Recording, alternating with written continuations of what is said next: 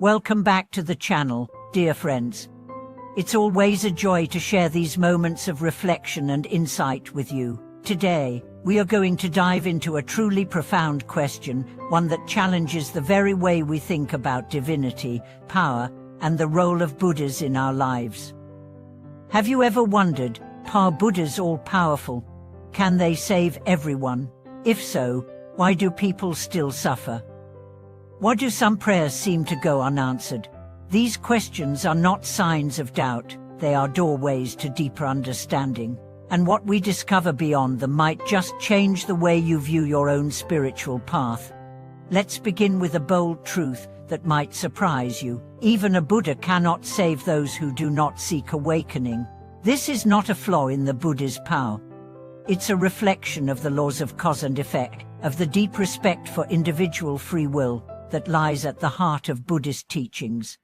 To understand this, let's step back into the life of Siddhartha Gautama, the prince who became the Buddha. Born in ancient India as the heir to a kingdom, he walked away from privilege and pleasure to seek the end of suffering.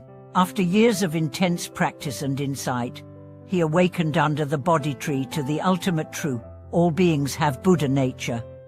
All beings can awaken. But she also realized something else. He could only show the path. He could not walk it for anyone else. The Buddha once said, "I can only point the way. Each must walk the path themselves." This is not a limitation of power. It is the essence of compassion. A Buddha will never override your will, your karma, or your choices. A Buddha will guide, inspire, and radiate light, but never force. And so, in this world filled with suffering, it's natural to ask, if Buddhas are compassionate, why do they not remove all pain?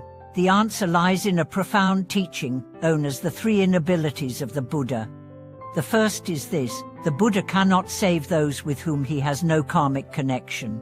No matter how vast his compassion, if a person has never formed a karmic bond with the Buddha, never heard the teachings, never cultivated the intention to awaken, the connection cannot be made. The light may be shining, but the curtains remain closed. The second is this: the Buddha cannot grant awakening to someone who is not ready. Just as a teacher cannot learn on behalf of a student, a Buddha cannot awaken a being who is not willing to see. Wisdom is not imposed, it is invited. And even then, it must be accepted through one's own inner work. The third is this: the Buddha cannot erase fixed karma. If a person has committed acts that have set certain karmic effects into motion, actions so powerful that they must bear fruit, then even the Buddha cannot cancel those effects. However, the Buddha can help you face them with strength, clarity, and grace. And sometimes, through deep practice and faith, the ripening of karma can be softened or redirected. Let's consider a story. There was once a devout woman named Lin, who prayed daily to Avalokiteshvara, the Bodhisattva of compassion. She lit incense, offered food, and chanted with sincere devotion. But when her husband became gravely ill, she was overcome with despair. "Why," she cried, "I have been faithful, I have been kind. Why is he suffering?" She went to a wise monk and asked, "Why does the Bodhisattva not heal him?" The monk replied, "Your devotion has opened your heart, but your husband has his own path, his own karma. The Bodhisattva cannot walk it for him, but your prayers are not in vain. They give him strength, they light the path, even if he cannot yet see it."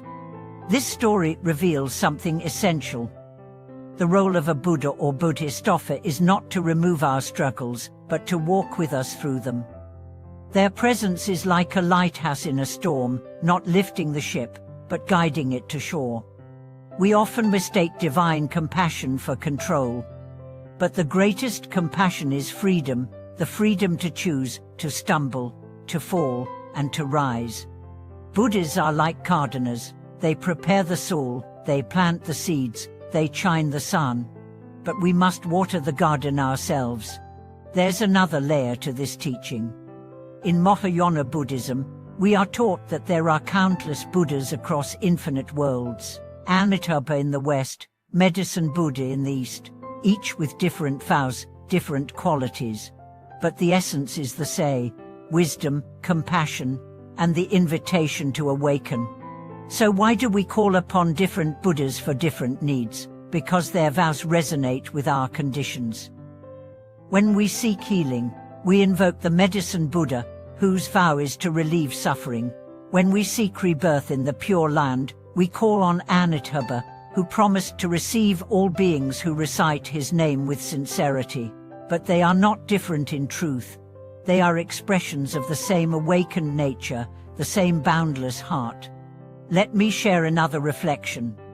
A man once asked, "If all Buddhas are one, then why does it matter whom I pray to?" The answer he received was beautiful: because your heart is unique. Your needs, your struggles, your path, they resonate with certain aspects of the Buddha's light. When you find the one that touches you, that inspires devotion, that stirs your sincerity, that is the one who can guide you best. But still, the Buddha does not rescue you. You must make the vow, you must take the step. And that's why the path of Buddhism is a path of responsibility. It is not about surrendering your power to a deity. It is about awakening the Buddha within you. The external Buddha is the mirror, the inner Buddha is the reflection. When you bow before a statue, you are bowing to your own potential. When you chant the name of a Buddha, you are calling forth your own clarity. This is where practice matters. Chanting, meditation, generosity, ethical living, these are not rituals to please a god. They are tools to transform your mind, to align your life with truth. Let's return to the idea of limits. Think of a parent watching their child make mistakes. The parent may see clearly what the child should do, but they cannot force them. To do so would violate the child's growth. Instead, they offer love, guidance, presence. A Buddha is like this: infinitely patient, infinitely compassionate, infinitely available, but never imposing. Sometimes people say, "I prayed, but nothing changed." But perhaps something did.